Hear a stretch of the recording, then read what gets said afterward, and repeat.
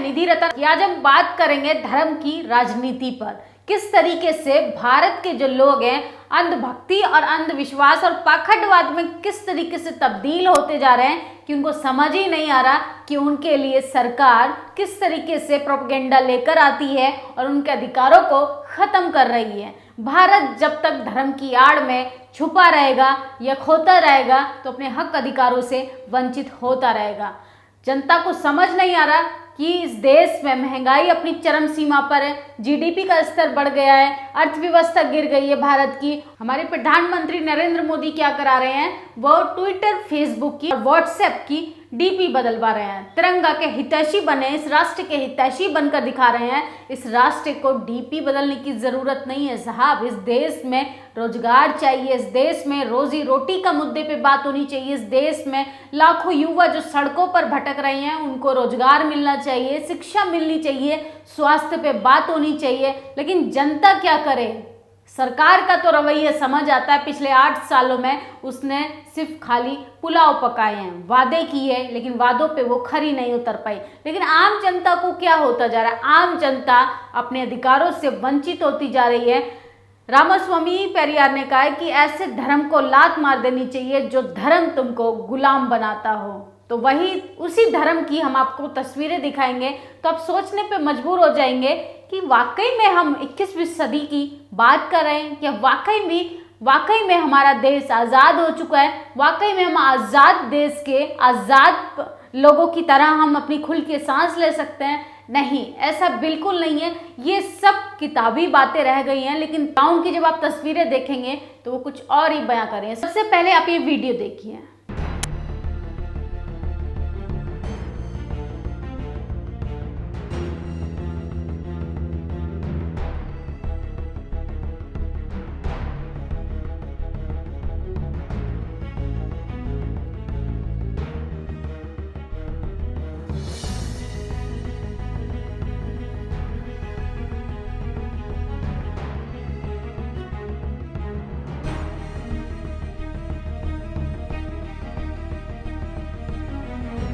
तो देखा आपने वीडियो, एक व्यक्ति में भैंसासुर की आत्मा घुसी हुई है और वो जानवरों की तरह घास भूस चारा खाने के लिए मजबूर होता जा रहा है। ये होता है धर्म की चादर ओढ़ लेना, ये होता है अपने विवेक का इस्तेमाल न करना, ये होता है अपनी बुद्धि को संतुलित तरीके से केंद्रित ना करना और धर्म के चक्कर में इंसान जानवर बनता जा रहा है। जानवर को अपना तो समझ आता है कि अच्छा क्या है, बुरा क्या है, उसके लिए सिर्फ बोलने की क्षमता नहीं होती है जानवर में। लेकिन इंसानों को क्या होता जा रहा है? इंसान धर्म के लिए अपने आप को, अपनी प्रजाति को ही शर्मसार कर रहा है।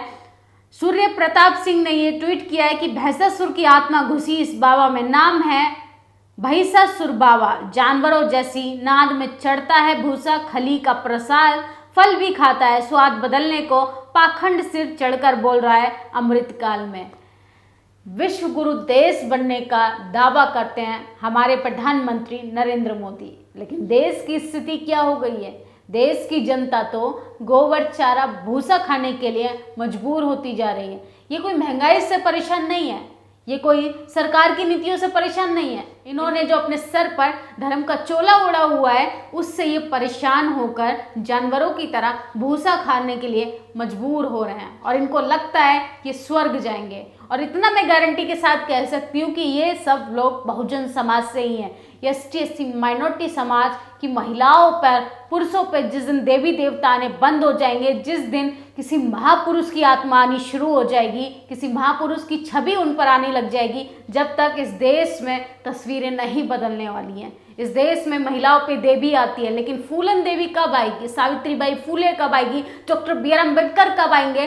तब वो अपने अधिकारों पे बात कर पाएंगे। अपने अधिकारों से जो वंचित हैं उन पर बात कर पाएंगे। खंडवाद का बोझा है, हमारे पुरखों ने उसको ढोया, आगे हम ढो रहे हैं, आगे आने वाले हम समय में हमारी पीढ़ियां ढोएंगी। इतना खतरनाक होता है धर्म का अफीम।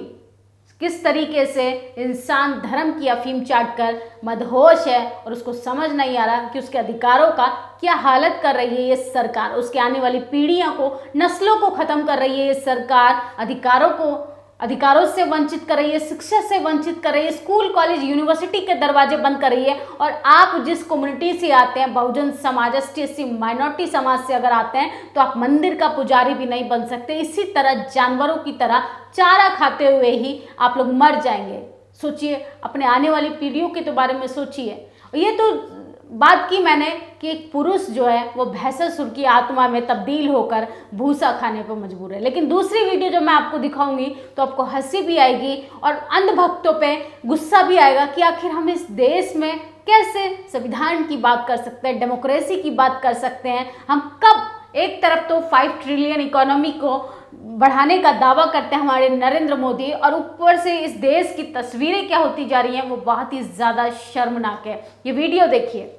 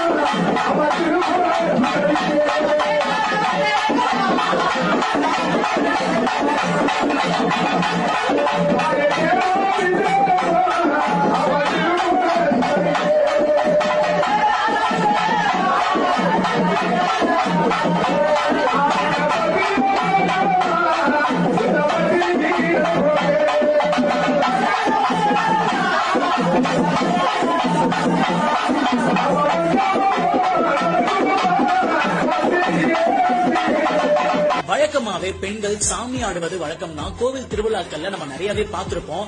ஆனா இங்க ஒருத்தவங்க சாமியாவே மாறி எல்லாருக்கும் அருள் புரிஞ்சுக்கிட்டு இருக்காங்க. அந்த வீடியோ காட்சி பயங்கர வைரலா சோசியல் மீடியால ஷேர் செய்யப்பட்டு ये वीडियो सोशल मीडिया पे बहुत तेजी से वायरल हो रहा है। धर्म, आस्था और विश्वास के चक्कर में इंसान क्या से क्या हो गया। किस तरीके से एक महिला पर दूध चढ़ाया जा रहा है, पत्थर चढ़ाए जा रहे हैं और फूल प्रसाद तमाम तरीके के पाखंडवाद को बढ़ावा दिया जा रहा है। मेरी जो इच्छा है वो इस महिला के बारे में डिस्क्राइब करने की नहीं है, जो इस महिला के ऊपर दूध चढ़ा रहे हैं, अपने आप को सो कॉल्ड भक्त कहते हैं, उनके बारे में कि आखिर इस देश की स्थिति क्या हो गई है। हजारों युवाओं का भविष्य खतरे में है, हजारों युवाओं की नौकरी खतरे में है। लेकिन इस देश में जब ऐसे कांड होते हैं तो अफसोस होता है कि हम किस समाज के लिए बात कर रहे हैं, किस समाज के अधिकारों पे बात कर रहे हैं, जिस समाज को मानसिक रूप से कमज़ोर बना दिया गया। इस देश में जिस तरीके से हमारे पूर्वजों पे अत्याचार होता आया है, हमारे ऊपर हो रहा है, हमारे आने वाली पीढ़ियों पर होगा, वो सिर्फ इसलिए हो रहा है कि हम धर्म के नाम पर अपने आप को कमज़ोर किए हुए हैं। इंसान ने पत्थर को भगवान बनाया, ना कि पत्थर ने इंसान को बनाया। तो आप लोगों को तय करना है कि आप लोगों के लिए, अपने बच्चों के लिए हक अधिकारों की बात करना जरूरी है, तमाम तरीके के इस पाखंडवाद में उलझ कर रहना ज़्यादा ज़रूरी है। आपको तय करना है कि आपके बच्चे को आप रोटी रोजगार और अच्छी शिक्षा देना चाहते हैं कि तमाम तरीके के ऐसे भैंसासुर जैसे लोगों की तरह चारा भूसा खाते हुए देखना चाहते हैं। आप मुझे कमेंट बॉक्स में ज़रूर बताएं। और इस पर भी अगर किसी की भावना आहत हो जाती है तो अपनी भावना को कंट्रोल कीजिए। इस देश में महंगाई, बेरोजगारी, भ्रष्टाचार पे बात कीजिए, उस पर भावना आहत कीजिए, वरना इस देश की स्थिति श्रीलंका से भी बदतर होगी। शुक्रिया।